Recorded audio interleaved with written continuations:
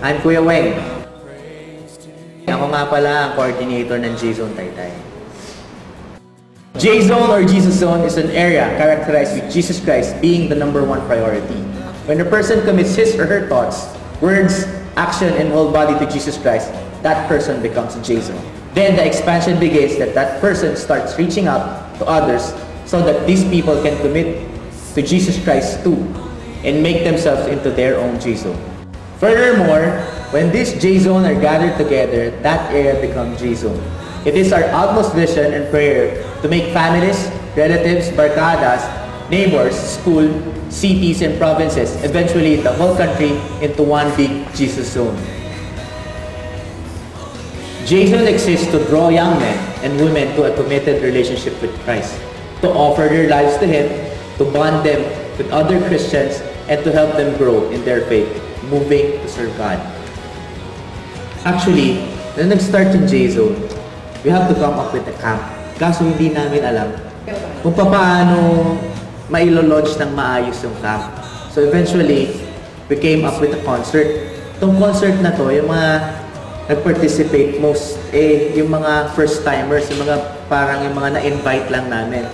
So from there, kaya namin na mag-devotion sila, then eventually nag-band sila. And then from there, ni-launch namin yung fundraising for the camp. So anong nangyari? So aside from the concert, nagkaroon kami ng car wash. Nag-car wash kami sa mga kotse ng mga attendees, Sunday attendees, para to raise up the money for us to be able to support yung mga hindi makakasama ng camp. Then by God's grace, we were able to come up and to raise a fund to cover yung mga hindi makakasama. Actually, to share what's so special about the camp, we have seen so many youth na nabago, so many youth na na-transform, and now God is using them to bring glory and honor. First time ko nung maka-attend sa isang camp actually first time ko talaga siya umattend ng camp.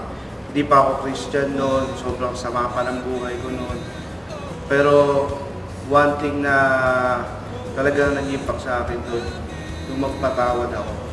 Fears na na-conquer, hindi lang yung, kasi ako, laki ko nito, makakasiga, pero promise ako tatawad ako sa taas. Umaakyat pala kami pataas sa magrarapel. Nangangatog na binti ko eh. But one thing that really changed me in camp, yung talagang message tungkol sa Diyos. Yung isang tulad ko na walang kwenta, ng silbi, tinignan niya ako bilang anak. Sobrang ngayon, active na rin ako sa mga ministry. Lahat na yun, dahil sa minahal niya ako, pinakita niya yun sa akin. Alam mo, one thing na talagang di ko malilimutan during the camp, yung kay Jeremiah.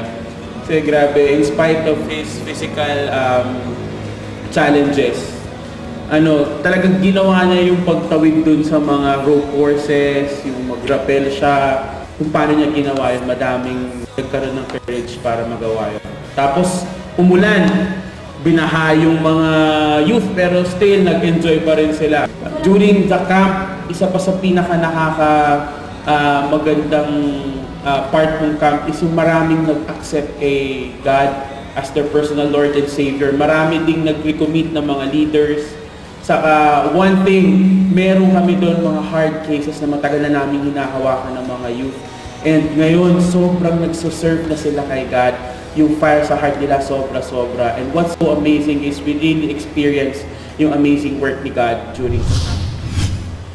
Isa naman sa pinakamagandang ministry ng Jesus, nakita ko na very effective sa mga youth, is yung music ministry.